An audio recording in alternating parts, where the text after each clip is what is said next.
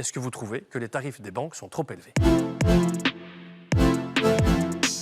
Oui, aujourd'hui, les tarifs sont trop élevés.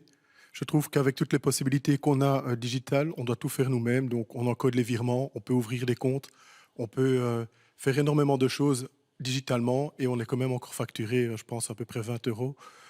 C'est beaucoup trop. En fait, on fait le travail des agences, des banquiers et en plus, on doit payer pour ce travail-là. Étienne de Calataille, les services bancaires en Belgique sont trop élevés?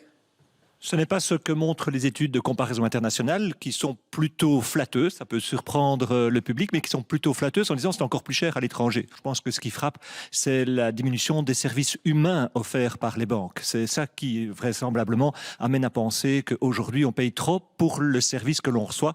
Mais on oublie effectivement que derrière tout ce qui est digitalisé, il y a des informaticiens, il y a des machines, et que ça coûte aussi. La question n'est pas tellement de savoir si on est meilleur ou pire que nos voisins.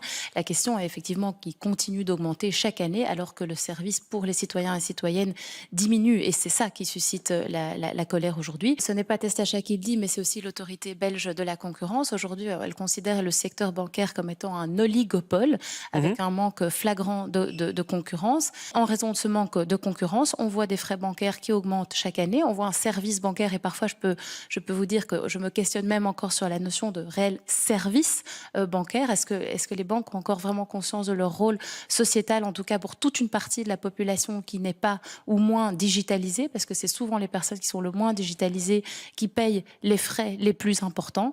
Et donc là, je pense qu'il y a aussi un vrai enjeu démocratique et un vrai débat de société qui doit avoir lieu. En réalité, le train est déjà en marche et il laisse beaucoup de personnes sur le côté de la route. Êtes-vous d'accord quand on entend des gens dire « mais c'est beaucoup trop cher en Belgique » Je pense que ce n'est pas exact, dans le sens que nous avons une étude très récente qui s'est faite en Belgique, mais aussi dans nos pays voisins. Nous sommes toujours sur le podium des moins chers, c'est-à-dire pour les consommateurs que pour les commerçants et pour les gens numérisés et les gens non numérisés. Et là, je pense que la situation en Belgique pour le consommateur est bonne. Vous, j'ai l'impression que vous dites non, moi ça va.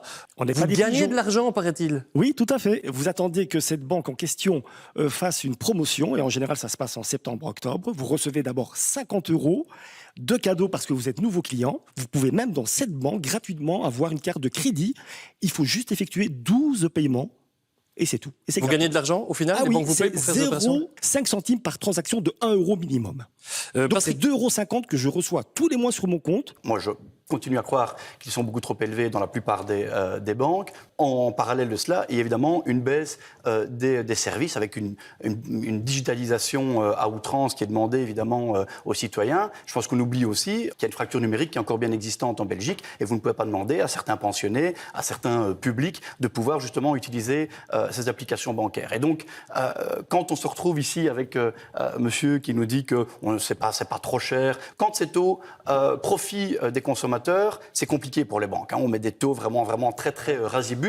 Mais par contre, quand c'est à leur détriment, quand vous avez par exemple un ménage ou un citoyen qui descend en négatif sur son compte en banque, là, les taux d'intérêt qui sont appliqués par ces mêmes banques sont des coûts évidemment prohibitifs. Là, on parle de 11,5, puisque c'était plafonné par le ministre de l'économie, fort heureusement. Et donc voilà. Et donc là, évidemment, on marche sur la tête.